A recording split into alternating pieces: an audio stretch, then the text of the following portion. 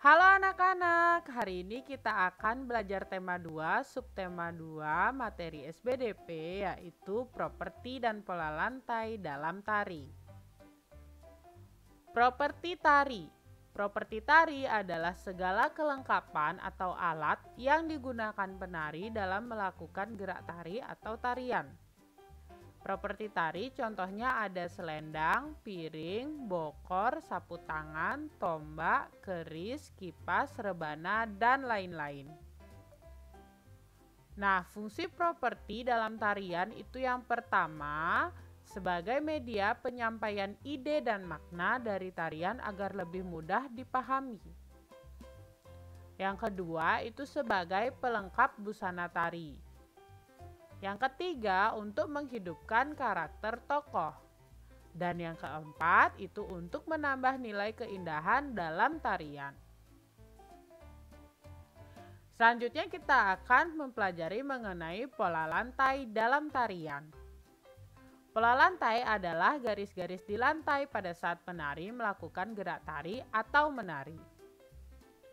Garis-garis di lantai itu dibagi menjadi dua. Yang pertama ada garis di lantai yang dilalui oleh seorang penari. Misalnya seorang penari dari titik sebelah kiri berpindah ke titik sebelah kanan.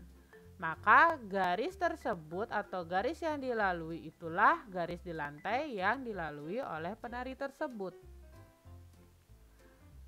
Yang kedua, ada garis di lantai yang dibuat oleh formasi penari kelompok. Misalnya seperti ini. Ada kelompok penari yang berjumlah 6 orang. Keenam orang tersebut berjejer, maka garis yang dibentuk adalah garis di lantai yang dibuat oleh formasi penari kelompok tersebut. Bentuk-bentuk pola lantai itu ada dua. Yang pertama, pola lantai garis lurus. Lalu yang kedua ada pola lantai garis lengkung.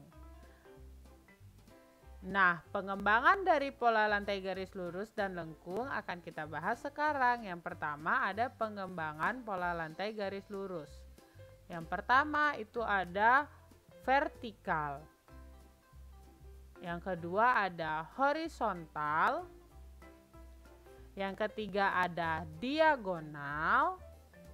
Selain kelima, pengembangan pola lantai garis lurus ini masih ada beberapa pengembangan pola lantai garis lurus yang lainnya. Lalu pengembangan pola lantai garis lengkung yang pertama itu ada lingkaran.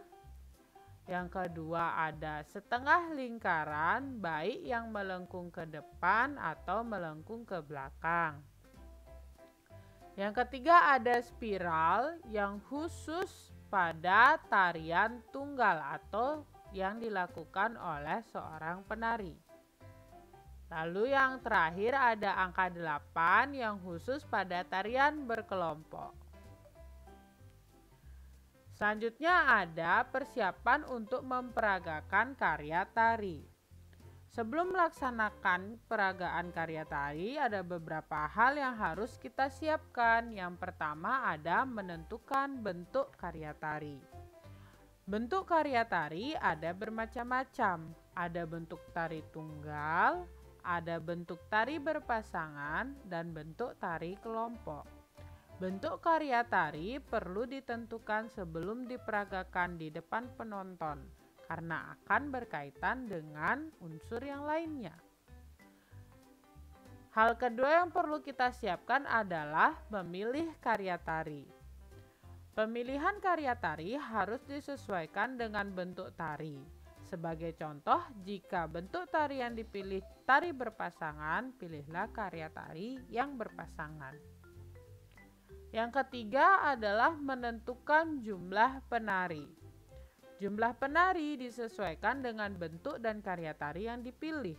Jika karya tari yang dipilih berpasangan, maka jumlah penarinya harus 2 orang atau kelipatannya. Yang keempat ada memilih properti tari. Properti tari perlu disiapkan sejak awal dan selalu digunakan sejak saat latihan peragaan karya tari. Tujuannya agar pada saat peragaan di depan penonton, Kamu sudah terbiasa dengan menggunakan properti sehingga sesuai dengan gerak tari. Yang kelima ada menentukan iringan tari. Saat ini iringan tari bisa kita dapatkan dalam aneka bentuk rekaman, baik pita kaset maupun CD. Nah, selain dalam bentuk pita kaset maupun CD, iringan tari bisa juga kita dapatkan dari alat musik tradisional seperti gong. Nah, persiapkan iringan tari sejak awal dan gunakan selalu di setiap kali latihan. Nah, persiapan yang terakhir adalah memilih busana dan tata rias. Setiap karya tari memerlukan busana dan tata rias yang berbeda.